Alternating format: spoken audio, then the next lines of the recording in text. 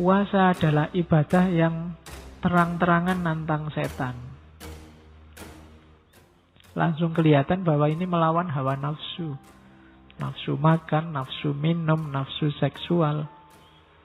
Dilawan semua. Itu kan ibadah yang terang-terangan melawan nafsu, itu puasa.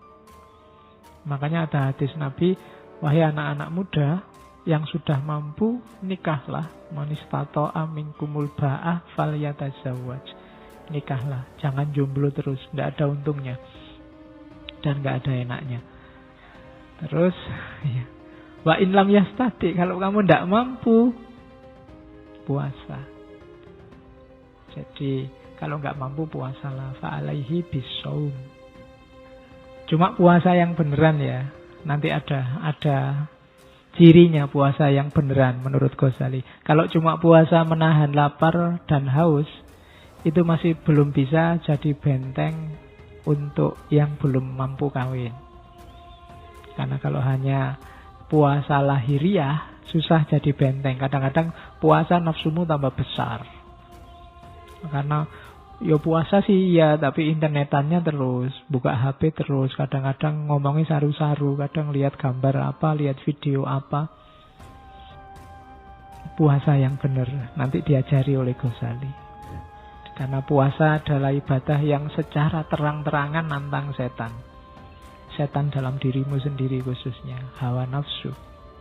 Setannya yang asli katanya dibelenggu. Cuma kan setan itu kan tidak berdaya kalau nggak kompatibel sama dimensi rohanimu. Jadi analoginya maka dibelenggu. Dibelenggu itu bukan kok terus malaikat datang setannya dirantai terus kamu di mana ya kira-kira dibelenggunya, bukan itu. Tapi setan otomatis terbelenggu. Kenapa? Harusnya jiwanya orang puasa itu tidak nyambung sama situasi setan dan kesetanan. Cuma hati-hati kalau habis maghrib nafsumu kumat lagi, kesetanan lagi, ya kompatibel lagi, setan bisa masuk. Nanti ditawari pacarnya, mas jalan-jalan lu, jangan sekarang puasa. Nanti habis maghrib kita ke mall bareng, ayo podo wae. Habis maghrib kompatibel lagi dirimu sama setannya, nyambung lagi. Jadi diingat-ingat itu state-nya puasa, wilayahnya orang puasa. Jadi melenyapkan dimensi setan dalam dirimu. Kalau enggak ya hasilnya balas dendam tadi. Kadang-kadang puasa itu kan keuangannya lebih banyak keluarnya dibandingkan bulan biasa. Hari-hari gini kan kamu enggak pernah mikir bikin kolak apa beli kolak. Kalau puasa mikir. Biasanya kamu makan cuma nasi kucing satu sama air putih selesai. Begitu puasa kamu mulai mikir takjilnya pakai apa, minumnya apa, kemudian makan utamanya apa, cemilannya habis sisa apa. Itu sama aja balas dendam. Jadi kamu merasa paginya disiksa dan malamnya bebas. Padahal itu kebalik. Justru paginya itu kamu bebas dari hawa nafsu. Maka manfaatkan malamnya ketika kondisimu sedang bersih untuk yang baik-baik. Sesungguhnya setan itu berjalan dalam diri anak cucu Adam lewat jalan darah. Sempitkanlah jalannya setan itu dengan kamu lapar. Ya paling enggak secara lahiriah, rasional itu kalau kamu lapar kan kamu enggak mikir neko-neko, yang kamu pikir makanan dok. Begitu kamu kenyang baru mikir aneh-aneh. Itu paling gampang logikanya itu. Jadi sempitkan jalannya. Sempitkan itu kan bukan berarti hilangkan.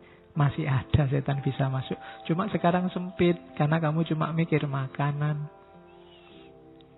Ketika kamu sedang lapar, ngatasinya kan gampang kalau cuma makanan. Kalau makan kan gak neko-neko lah. Tapi kalau mikir yang lain itu kadang-kadang bahaya. Itu mungkin maunya hadis itu. Jadi sempitkanlah jalannya. Paling enggak meskipun puasamu gak dalam, gak sampai batin, gak khawasul khawas, tapi dengan kamu lapar, itu sudah pikiranmu sudah paling ke makanan. Kalau habis-habis asar ketika kamu sudah melilit, itu mbok liwat ada cowok cakep apa cewek cakep, ndak minat lagi. Yang kamu pikir kolak sama es buahnya. Ya kan? Jadi itu antara lain. Terus hadis innallaha ta'ala yubahi malaikatahu bisyabi al-abidi.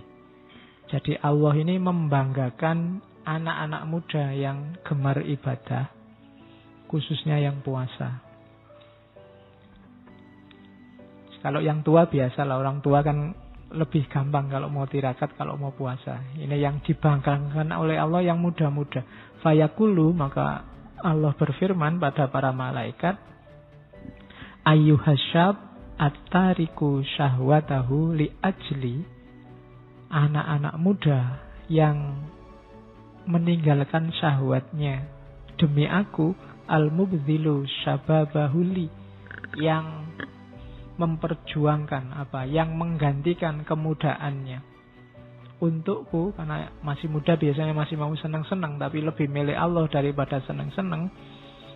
Anta indi kabakti malaikati, jadi engkau anak muda, bagiku engkau kayak malaikat-malaikatku. Nah, itu pujiannya Allah bagi anak-anak muda.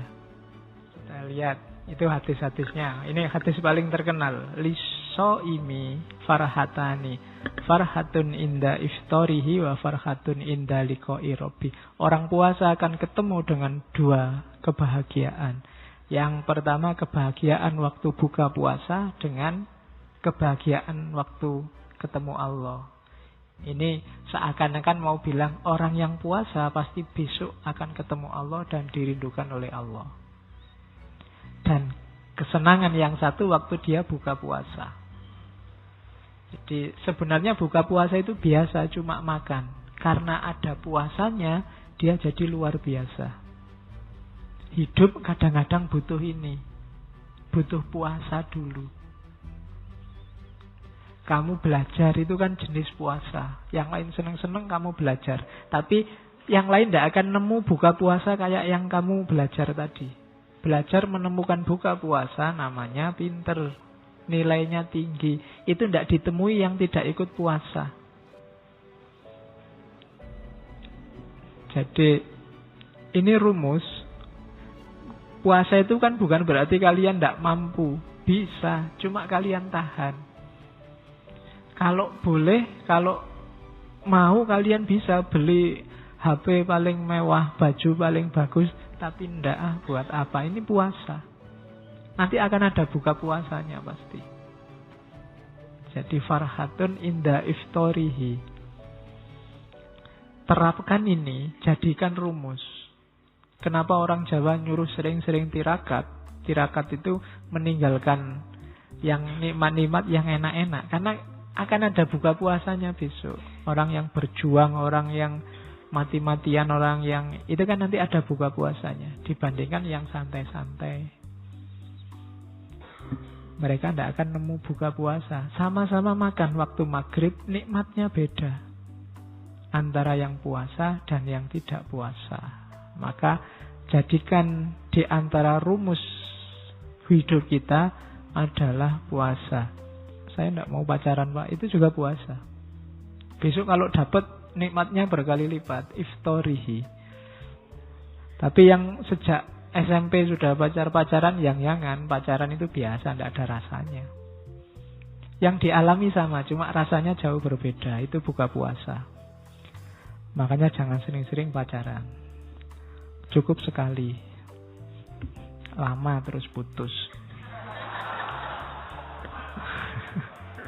Kamu kan biasanya itu sekali dan lama sekali. Tapi terus putus. Akhirnya kan pacarannya sama siapa, nikahnya sama siapa. Oke. Kalau ditanya jawabnya santai. Bukan jodoh kok Pak. Gitu. Padahal itu nangis-nangis sudah. Terus dilanjutkan. Konteksnya puasa.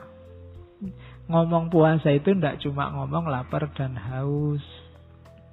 Ayo masuk lebih dalam, katanya Imam Ghazali. Yang pertama, yang jelas puasa itu kepatuhan. Allah sendiri yang merintah secara terang-terangan loh. Ndak tedeng aling-aling kutiba alaikumusiyam. Kalian diwajibkan. Maka puasa yang pertama-tama bermakna kepatuhan kita pada Allah. Segala manfaat, segala hikmahnya puasa itu di bawah kepatuhan ini. Ndak boleh dibalik. Puasa itu menyehatkan. Kalau saya sudah sehat, apa harus puasa, Pak? Harus tetap. Ndak bisa dibalik. Puasa itu bikin kita menahan nafsu. Wah, saya itu tidak pernah tergoda oleh nafsu, Pak. Berarti tidak butuh puasa. Tidak. Yang pertama-tama tetap kepatuhan. Seandainya puasa tidak menyehatkan sekalipun, bikin kamu lapar, perutmu melilit, tetap harus puasa. Karena yang pertama-tama puasa itu kewajiban dari Allah. Ya kayak sholat kemarin. Sholat itu tanda anil fasya' wal mungkar. Pak, saya itu orang baik, Pak. Tidak pernah fasya' wal mungkar. Berarti tidak butuh sholat, toh, Pak? Tetap butuh sholat. Kenapa? Itu kepatuhan. Bukti bahwa kita percaya pada Allah, pada Rasul. Jadi yang pertama-tama itu. Tidak pakai argumen apa-apa. Baru kalau kita sudah patuh, kita rinci manfaatnya apa, hikmahnya apa, biar lebih mantap kepatuhan kita. Jadi tidak bisa dibalik. Tidak bisa, Pak, sholat itu kan untuk mengingat Allah. Sholat li zikri katanya Allah. Kalau saya sudah anytime ingat Allah, apa butuh sholat, Pak? Butuh. Kenapa? Kepatuhan.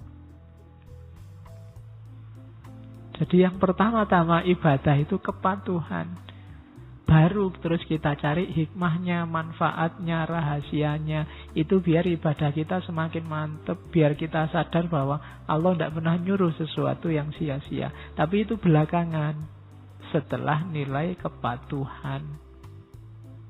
Termasuk puasa. Terus yang kedua, pelatihan. Riyadhah. Jadi puasa ini semacam short course 1 bulan. Latihan nyapih nafsu. Latihan mengendalikan diri, menguasai diri. Itu puasa. 1 bulan penuh kita dilatih. Saya tidak tahu sukses apa enggak. Kalian sendiri yang ngerti. Fokus pada hasilnya. Biar besok benar-benar merayakan Idul Fitri. Kembali fitrah. Jadi latihan terus. Dalam puasa, usahakan, saya bilang tadi ada target-target spiritual. Riyadhah. Ya yang nomor 1, latihan nafsu. Berani nggak misalnya khusus 1 bulan Ramadan besok, Pak, saya membuka WA hanya setelah maghrib sampai isya misalnya. Saya buka WA hanya kalau mau tidur, Pak, misalnya. Atau saya tidak akan lagi posting tentang yang dunia-dunia, Pak, 1 Ramadan ini. Saya ngomongnya akhirat aja misalnya. Ya tidak apa-apa, itu kan latihan. Pelan-pelan.